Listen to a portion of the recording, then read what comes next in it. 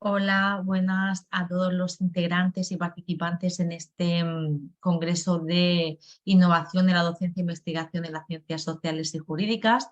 Mi nombre es Andrea Cánovas, pertenezco al ámbito de la didáctica de las ciencias sociales y trabajo en ISEN, centro universitario ubicado en Cartagena, dentro de la región de Murcia. Me gustaría aprovechar este congreso para presentaros el proyecto de investigación que he llevado a cabo dentro de mi disciplina y mi ámbito de trabajo, titulado El uso de los podcasts para trabajar las fuentes orales en historia. Para exponer brevemente este trabajo de investigación he realizado el siguiente índice. Voy a presentar la introducción, es decir, donde voy a exponer los conceptos clave que engloba este proyecto, los objetivos que se trataban o que se perseguían con el mismo, la metodología y todos los procesos empleados para su realización, los resultados que hemos obtenido del mismo y finalmente pues, las conclusiones que se han sacado, es decir, donde pondré si se han conseguido o no los objetivos propuestos. Finalmente, como es la primera vez que llevo a cabo este proyecto de investigación, pues me gustaría terminar comentando o señalando sobre todo las mejoras o los cambios que realizaría de cara a perspectivas de futuro o a que este proyecto se vuelva a llevar a cabo. Por lo tanto, sin más dilación, comienzo a presentar la introducción de este trabajo de investigación, de este proyecto de innovación, como he dicho anteriormente, comentando los tres conceptos claves que engloban todo ello, que sería la historia como disciplina donde se realiza este proyecto, es decir, la clave que queremos mejorar, la fuente oral como uno de los principales recursos que todo historiador utiliza para reconstruir la historia, y finalmente los podcasts como esa herramienta que hemos utilizado para trabajar este contenido, ¿no? Esta temática. La historia, aparte de ser mi ámbito, la considero importante por varios por varios aspectos. Por un lado, como todos ustedes ya sabrán, estamos en un mundo cada vez más cambiante, más dinámico, cada vez las transformaciones sociales se están conllevando con más premura. Por lo tanto, nuestra labor como docente es ayudar a que nuestro alumnado se adapte y se forme como los ciudadanos del mundo en el que se van a encontrar mañana. Por lo tanto, la historia es una contribución social, pero no tenemos que olvidar que muy de vez en cuando escuchamos la famosa historia de para qué sirve la historia, ¿no? Como diciendo, si han pasado, si ya los alumnos no sienten que es nuestro pasado histórico tenga repercusión en su día de hoy. Por lo tanto, hay que hacerles cambiar esa mentalidad. ¿Y por qué? Pues los hándicaps, que es lo que contamos todo profesor de historia. Hay que alejarse de las lecciones magistrales, el hecho de memorizar fechas, es decir, las fechas que lo llevan a todos nuestros alumnos de cabeza, y de ese aprendizaje tan memorístico en el que lo solíamos tener acostumbrado. Es decir, el profesorado también tiene que adaptarse a estas nuevas realidades y a estas nuevas metodologías y a este nuevo alumnado con el que estamos contando a día de hoy. Las fuentes orales. ¿Por qué las fuentes orales? Como todos ustedes sabrán, las fuentes orales, tanto las primarias como las secundarias, que si me permiten se las explicaré brevemente, es el principal recurso que todo historiador utiliza para reconstruir el pasado histórico, ¿no? Para reconstruir la historia y alejarnos de la famosa frase de él o de la famosa idea de la subjetividad del historiador. Brevemente, saben que existen dos tipos de fuentes primarias y fuentes secundarias. Fuentes primarias, todas aquellas que han sido elaboradas o construidas en el momento histórico presente del campo de estudio. Pues tenemos desde la numismática, desde la arqueología o desde las fuentes orales, la fotografía, etc. ¿Cuáles son nuestras fuentes secundarias? Todas aquellas que se han creado, elaborado con posterioridad al hecho histórico estudiado, es decir, todas aquellas que utilizan las fuentes primarias para reconstruir el pasado. Libros de texto, manuales, cualquier divulgación científica, etcétera. Por lo tanto, en esta investigación, en este proyecto de innovación se han utilizado ambos recursos, tanto fuentes primarias como fuentes secundarias, que más adelante explicaré en concreto cómo se han trabajado. Y finalmente, Para esta manera de trabajar las fuentes, ¿cuál fue la idea o cuál fue la herramienta que se decidió utilizar para exponerlo o para presentar el trabajo por parte del alumnado? Pues fueron los podcasts.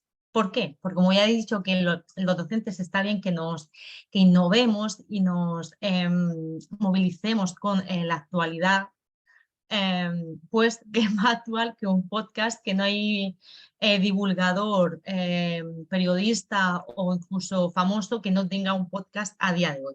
Sabemos que los podcasts han subido recientemente, el primer podcast aquí en España fue de 2014, si no recuerdo mal. Eso, ha surgido con una alternativa a los que son los programas de radio, ¿no? Tanto pedagógicamente y de divulgación científica tiene muchísimas ventajas. Los alumnos lo pueden escuchar cuando quieran. Existe gran variedad de podcasts con una gran cantidad de diferentes temas. Y por lo tanto, es muy didáctico porque ellos lo pueden escuchar cuando quieran, pausarlo, rebobinarlo, adelantarlo, etc. Por lo tanto, tiene mucha versatilidad. Y sobre todo, porque lo bueno también es que esté de tan de moda, es que existe gran cantidad de programas gratuitos o de fácil alcance para todo nuestro alumnado, que nos permite trabajar estas herramientas. Puesto que, como bien decía el José Antonio Gelado, que fue uno de los primeros periodistas que tuvo un podcast aquí en España, es lo único que hace falta para crear un podcast es un móvil. Y bien sabemos que todos nuestros alumnos tienen un móvil. Por lo tanto, era un recurso muy innovador, muy actual y muy fácil de utilizar con nuestro alumnado. A ver, nuestro querido alumnado que está tan puesto en estas nuevas metodologías. Por lo tanto, partiendo de estas tres ideas preliminares o de estos tres conceptos clave, se han diseñado los tres objetivos principales que se van a trabajar o que se van a intentar lograr con este proyecto de innovación. Por un lado, mejorar la aceptación y sobre todo el conocimiento de hechos históricos, de nuestro pasado histórico como parte de nuestro patrimonio, de nuestro bagaje cultural, etcétera. Trabajar las fuentes orales, aunque también se trabaja la secundaria, pero es verdad que nuestro principal objetivo era trabajar las fuentes orales para fomentar el pensamiento crítico. Pensamos, creo que es uno de los principales objetivos, puesto que en un mundo actual donde tenemos esa masificación de noticias, las fake news, el clickbait, etcétera, creo que trabajar el pensamiento crítico en un alumnado desde la edad de primaria hasta sobre todo de la más temprana adolescencia, se considera fundamental en las primeras etapas educativas. Y finalmente utilizar los podcasts para mejorar la comunicación oral y la motivación por el aprendizaje de historia. Pues ahora sí, ya asentado este trabajo de investigación, se va a comenzar a comentar la metodología a seguir para su elaboración. Este proyecto se llevó a cabo en un alumnado perteneciente al segundo grado de educación infantil. En concreto, formaba parte de la práctica de la asignatura de espacio y tiempo y la didáctica de las ciencias sociales. Es una asignatura que pertenece al segundo cuatrimestre de este segundo grado. Vale, se contaba con un total de unos 56 alumnos. El alumnado son 59, pero 3 de ellos no podían participar por falta de asistencia a las prácticas. A la hora de su elaboración se crearon unos grupos entre 2 y 3 personas. Se contó en todo momento con la participación y sobre todo con la aportación que pudiera realizar el alumnado hacia este proyecto. Por lo tanto, de todas las herramientas o de todos los recursos que tenemos para la creación de podcast, se decidió o se contó con las preferencias de este alumnado. Si preferirían que fuese solo podcast auditivo, es decir, a través de un input, donde se podían hacer podcast simplemente donde se escuchase la voz, o utilizar podcast audiovisuales, que también está permitido, y subirlos al canal de YouTube.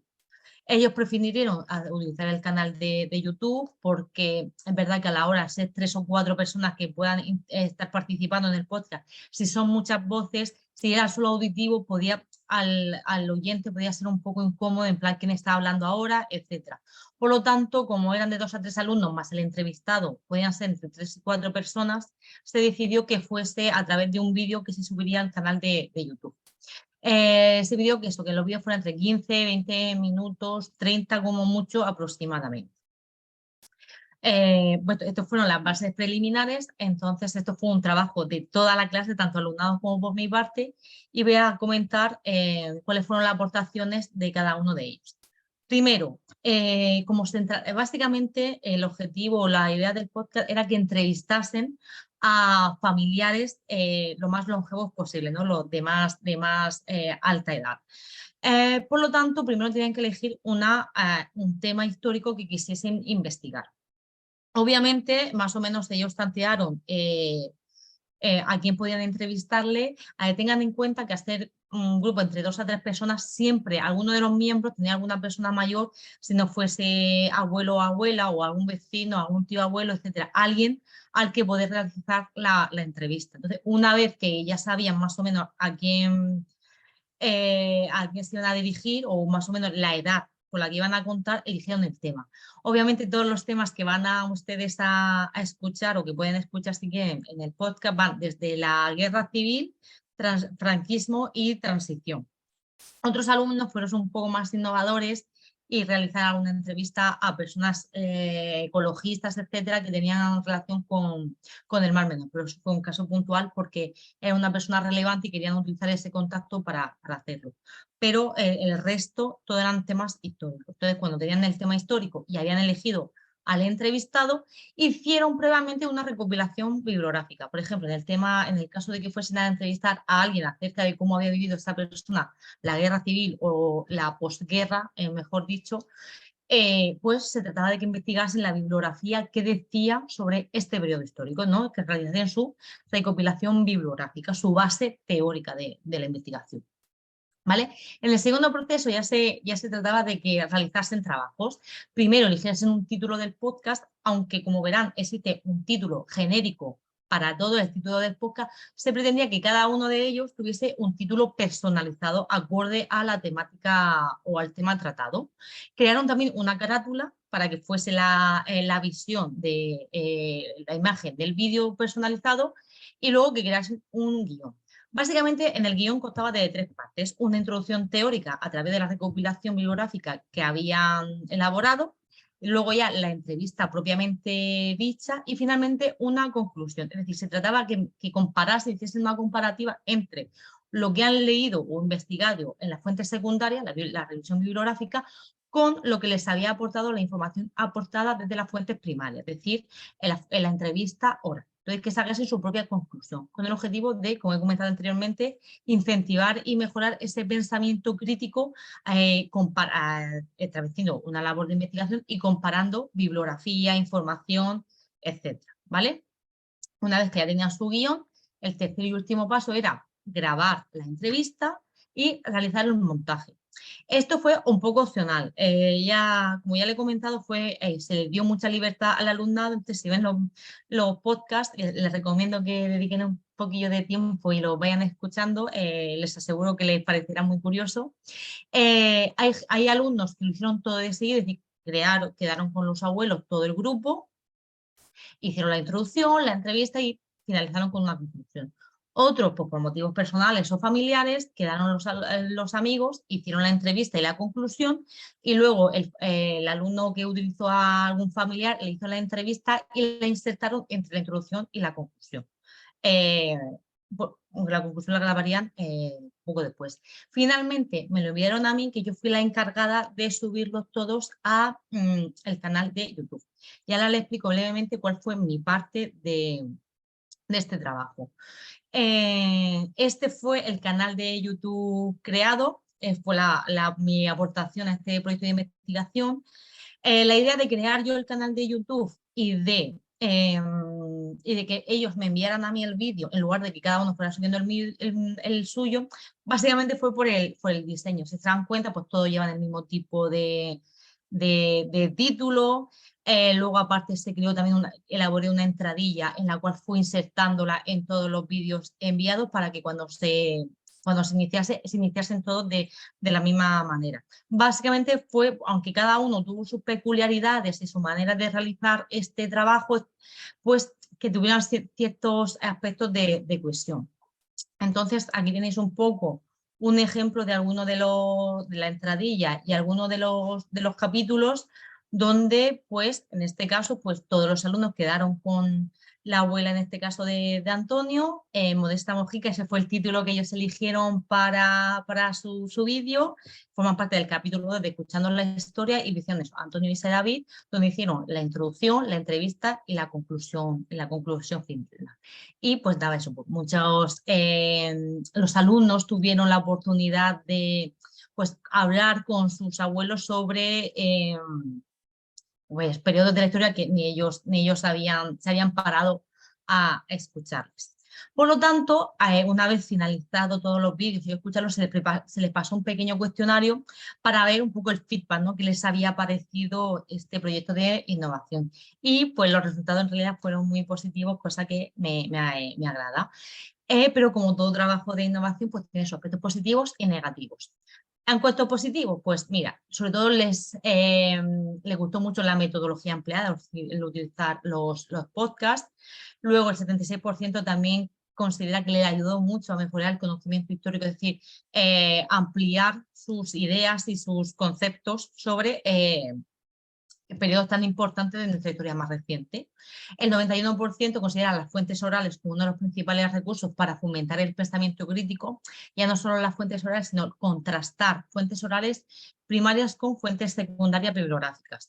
Y lo más importante desde mi punto de vista era que el 98% creía que mejoraba los vínculos familiares, es decir, escuchar a sus familiares, a sus abuelos que han compartido con ellos muchos momentos de su vida, pero nunca se hayan parado a preguntar a lo mejor cómo fue su niñez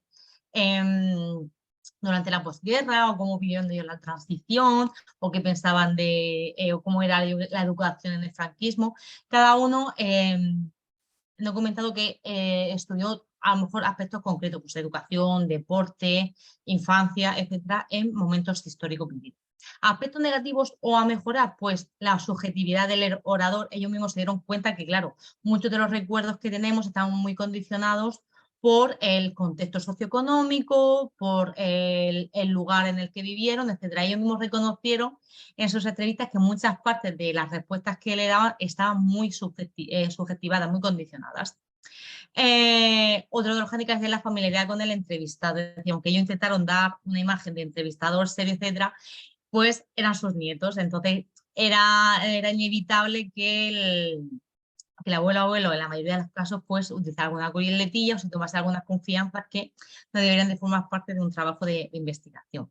El 59% también pues tenía la dificultad de que nunca habían realizado una entrevista, por lo tanto, a la hora de salirse del guión o utilizar alguna respuesta para enlazar con otra pregunta que no estuviese planificada, pero que viniese a colación, pues sí que es verdad que no lo tuvieron en cuenta.